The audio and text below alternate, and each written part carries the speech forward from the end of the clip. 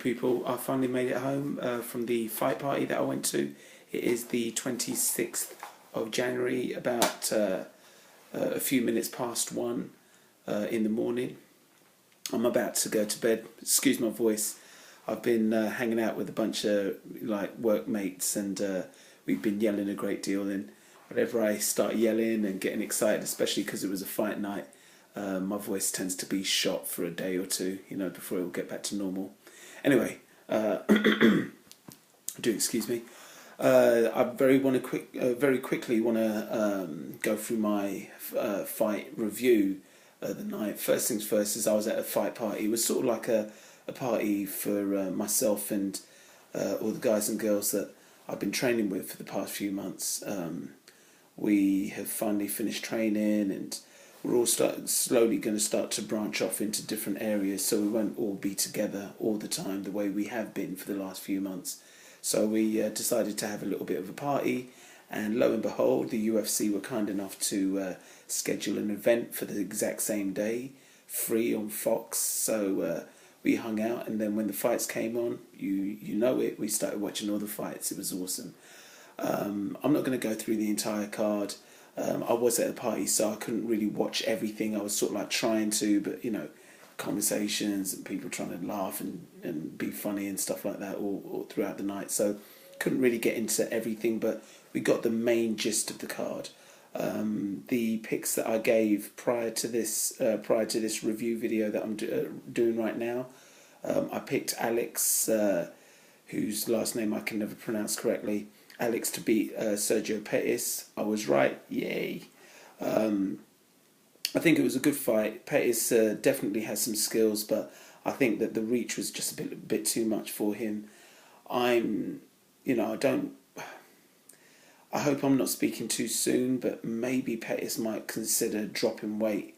Not because he can't make the weight, but simply because, if he's fighting guys that have got 3-4 inches on him, in terms of height, not to mention, reach and leg reach and so on, then he might consistently have a bad night in the UFC. So that's something that he might want to consider, is just dropping down one weight category.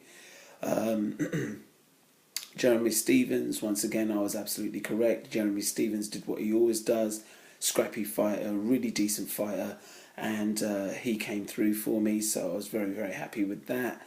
Stipe Miocic fought a guy called Gabriel Gonzaga, and both of whom are absolutely awesome fighters. But once again, I'm really on a tear tonight, because all my picks came through for me. Stipe Miocic did the business, and he came away with a win. I must admit, trying to think, did I see the whole Donald Trump? Do you know what? I can't believe it. I'm doing a review of the fight night, and because of the party, and there's a certain point in time that we had to step away from the TV and go downstairs and go and play a certain game. So I don't think, I did not see the Donald Cerrone fight. So as of right now, 1 o'clock in the morning, I still don't know the answer. I don't know who won, but I will be reviewing that in just a few seconds. I'll probably go out and go and watch it on TiVo before I go to bed. Now, Benson Henderson, Josh Thompson. I said that both of them, they've got their pluses and minuses, but I did say Thompson was going to win, and I still stand by that. I stand by saying I was right, because Henderson won on paper, but for the most part, he was booed. He was booed entirely. I felt that Thompson took him down several times.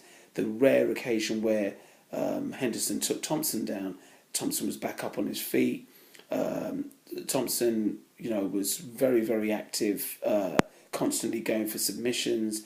On several occasions, he had a full body lock on Henderson and was just trying to work, getting his arms under Henderson's chin, to convert that into proper full-on rear naked. Thompson really did the business. He was going for stuff throughout the night. He never, ever faltered, Henderson, I've said this before, and I don't want to sound like a broken record, but I think he's a really good guy. But in order to have the kind of pop that will make you champion again and make you a legitimate champion, a champion that people don't question, you need to be super great at something. You can't just be all right at everything. You know, you need to be great at something.